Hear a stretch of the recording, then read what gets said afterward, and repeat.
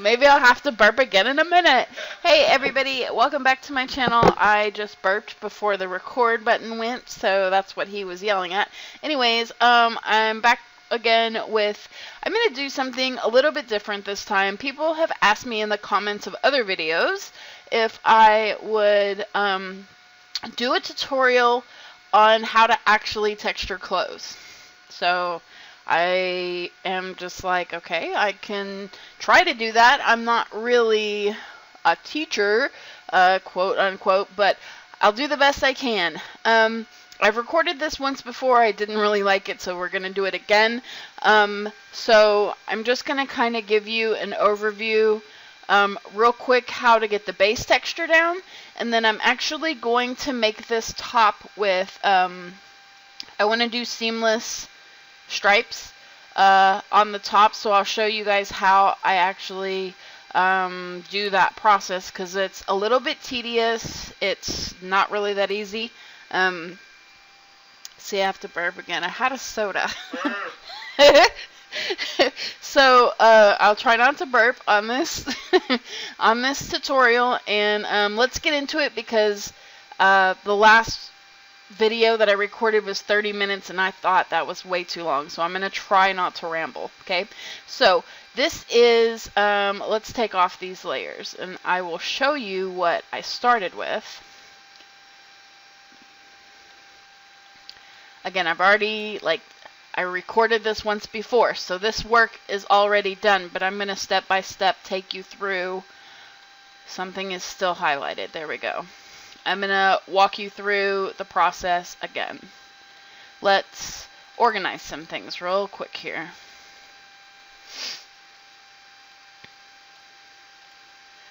Okay, so these are going to be our swatches.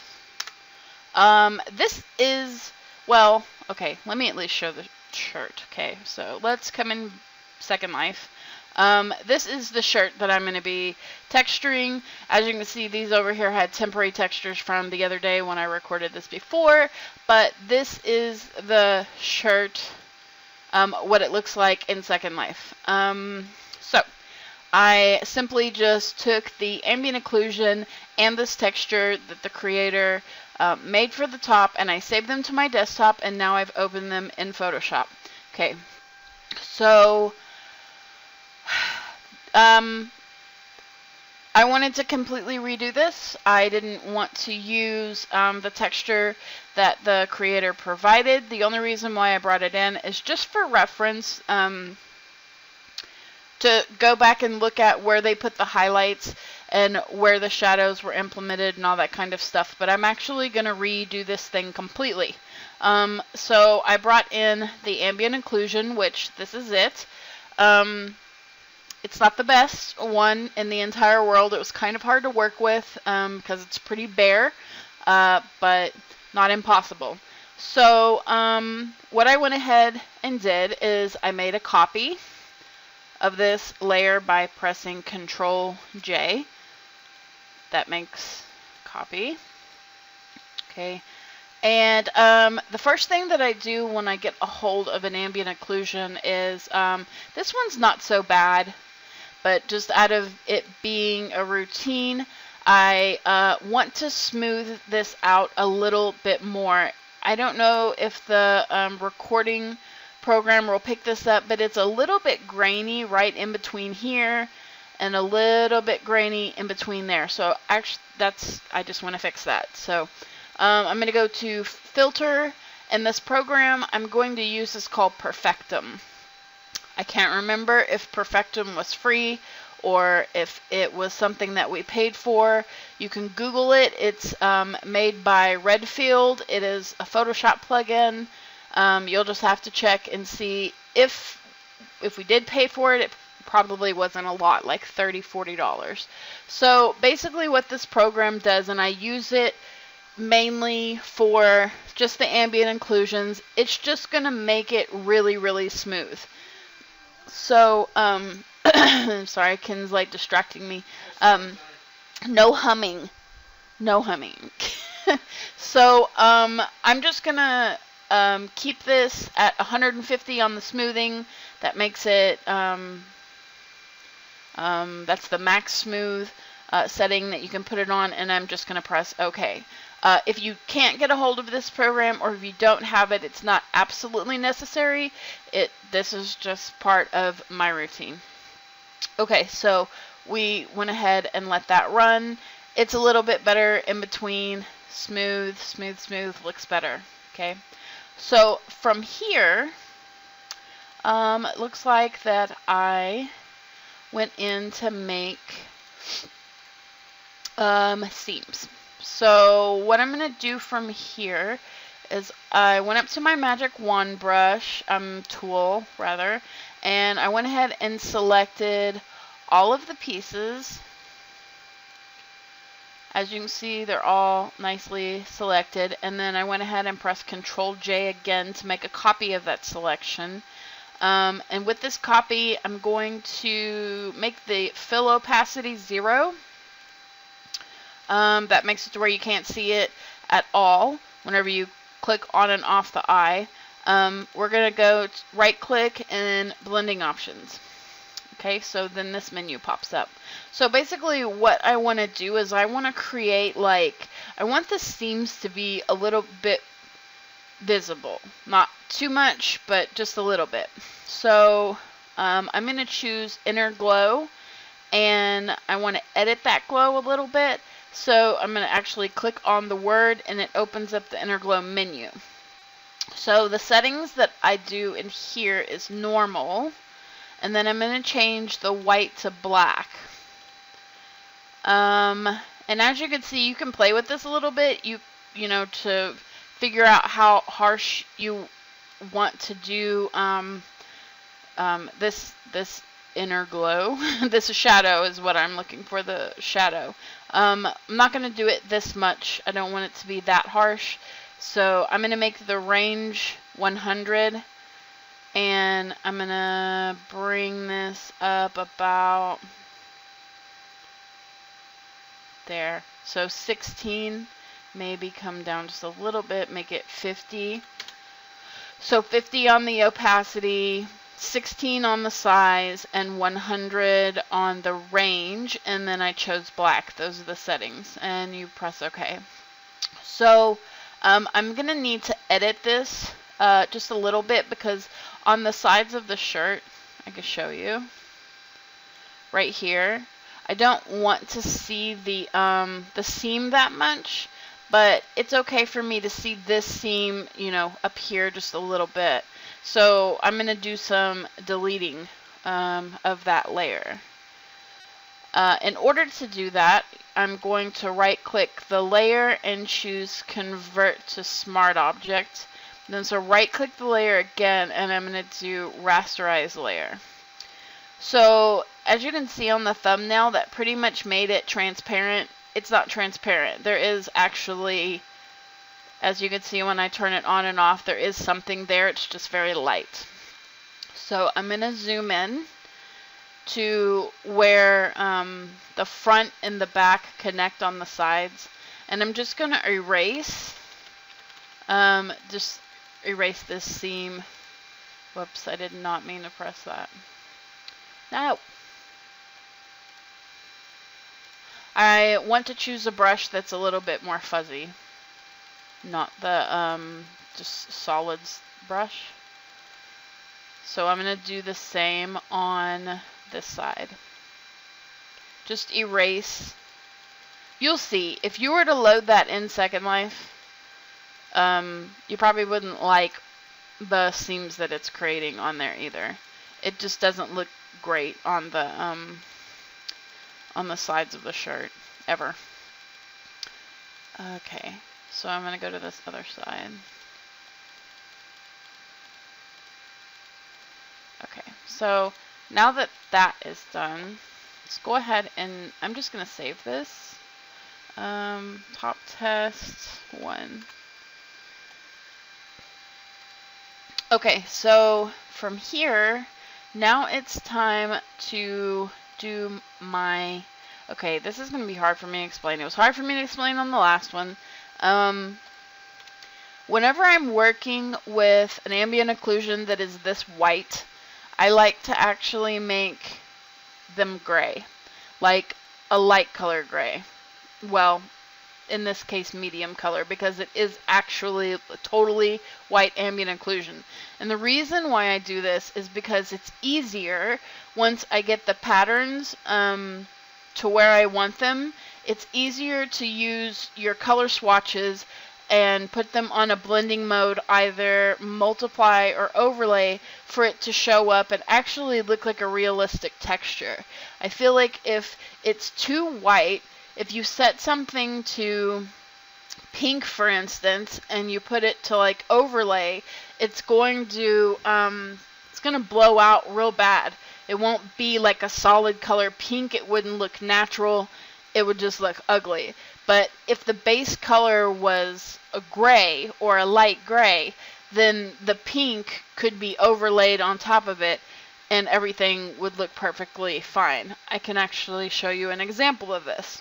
So let's throw pink up there, and right now it's set to color, which you might think that it's decent, it's okay, it's kind of still kind of bland because it doesn't have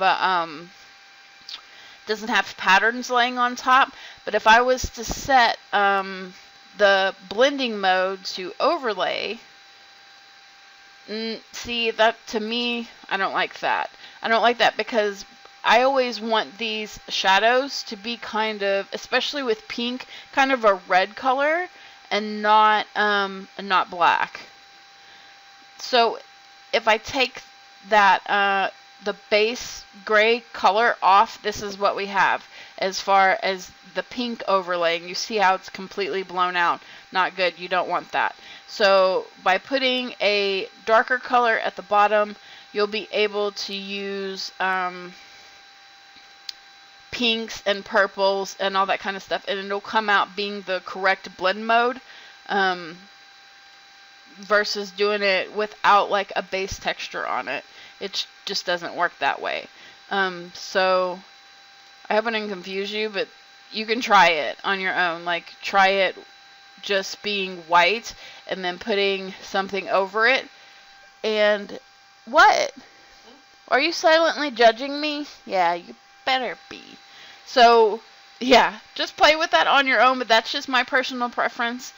I like to start with something dark and then I, put the color on and then change it to either overlay or, depending on what shade I would like to use, what the end result's going to be.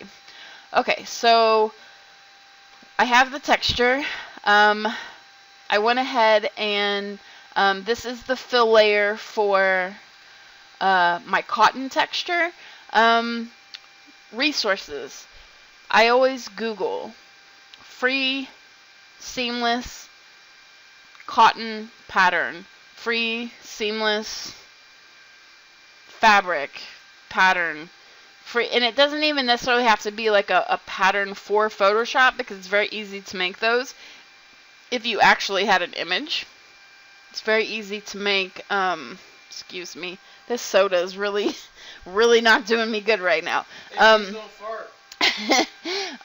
So there's all different kinds of free resources out there that you can download for Photoshop or GIMP or whatever you're working in. Pinterest is also a good place to find things. If you're interested in buying some really good ones, Creative Market is a great place to go. DeviantArt, the creators over there will sell their stuff sometimes. For the most part, it's free. But you're just looking for fabric patterns for Photoshop. That's basically all this is. I found a cotton pattern, and I made my own brush out of it, basically. So with the cotton pattern on, I can switch this blending mode. You can see it a little bit better. It's just like, it looks like a bunch of static lines, kind of. But it's completely seamless. Like, there's no, imperfect lines or anything. So whenever I put the pattern layer, I go ahead and switch that to multiply, and that's part of the base. Okay, in this instance, I didn't only want to do the cotton layer. I wanted to come in and also do this like yarn type sweater layer on top of it. So basically all I did, there it is. That's what the pattern looks like. I did sharpen it a couple of times to kind of distort the pattern just a little bit to give it a different look. And I did the same thing. I changed the blend mode to multiply. In my opinion, this is a little bit too harsh, so I changed the fill opacity to 65. And to me, that looks better.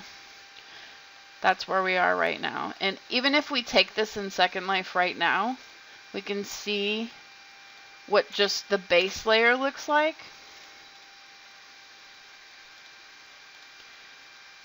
We're going to just upload this locally. Here it is right here. So let's have a look. So, okay, I was successful at taking that seam off. This one up here still, I think what I'm going to do is I'm going to delete the edges on the collar and where the back and the front are sewn together at the top. Make them lighter at least. But I do like how it gave a shadow right around the neck, and everything else to me looks pretty good. So let's come back in here. I'm going to go back to that layer that created the shadow, and we're just going to delete these little pieces real quick.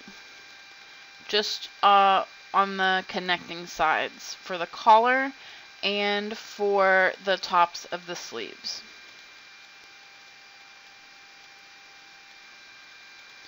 Again, all of this stuff is like personal preference. I am definitely, there's a million different ways that you can texture this stuff.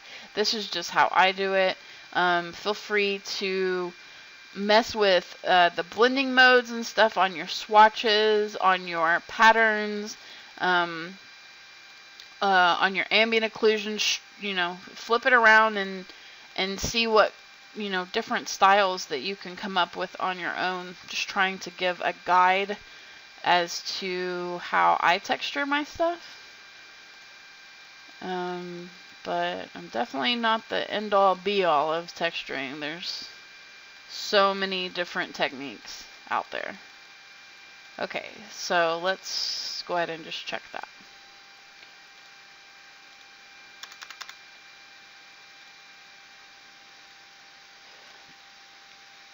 Okay, that looks better. See, everything came off. Everything looks a-okay. All right, so the base texture is finished. Let me close this. Okay, so my next step, this is, let's save this in case my computer decides to say goodbye.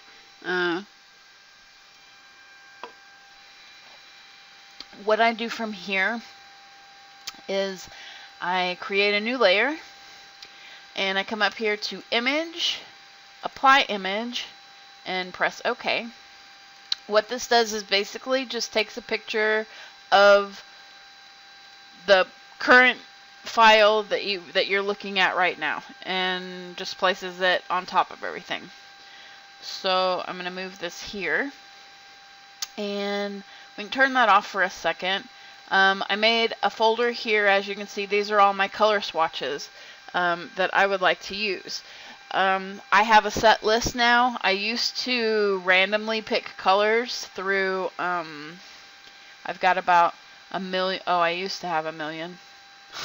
I cleared this out, but this thing had like all the swatches,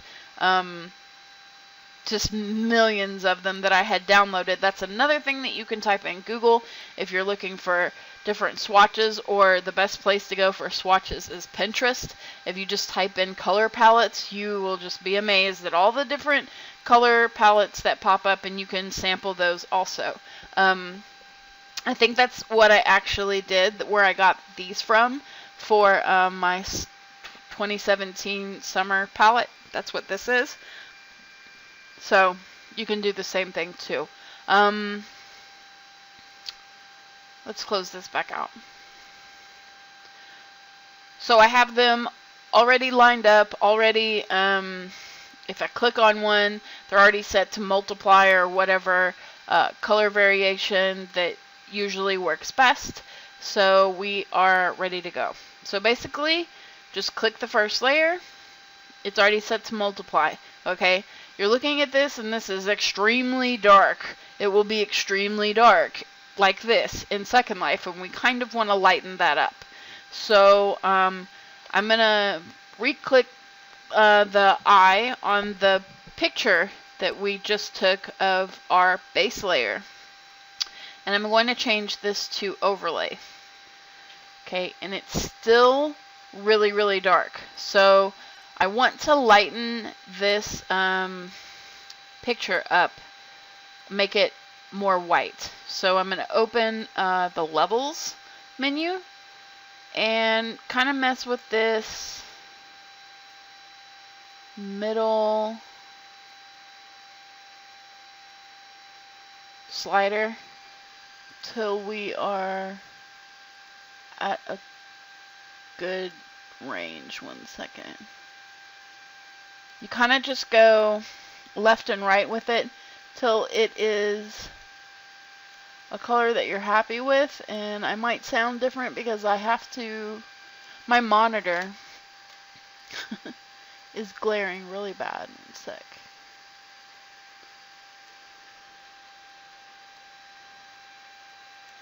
Yeah, I think that's actually okay about right there. Something looks slightly off. 1 moment. Nope, that's it. Okay, so I'm going to delete that. Okay. So let's go ahead and test this for a second in World. Just to make sure I'm at the same, at where I want to be with the texture. Maybe. Yeah, that looks okay. It's not too dark. It's not too, you know, sometimes when creators make the color black in Secondlife, it's like either way, way, way too dark or it's too light to where it's almost like a charcoal. I try to hit like right in the middle. The two black colors that I think about often are from Rain's color palette and from Blueberry's color palette. They're two completely different color blacks. But so I try to like get something kind of in between there, since those are like the two most popular places to shop in Secondlife. Like everybody has an item from there. So I try to get something right smack in the middle, unless I'm releasing something with their exact color palettes, which I haven't done that in a while, but that shade of black looks good to me.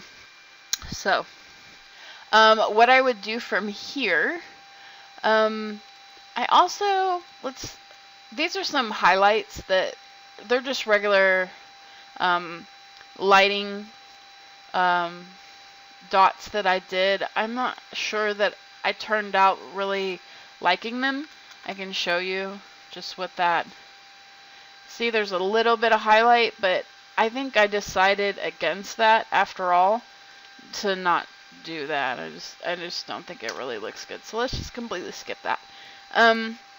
But yeah, so what I would do from here is that it's pretty much done. That's a good base for solid colors.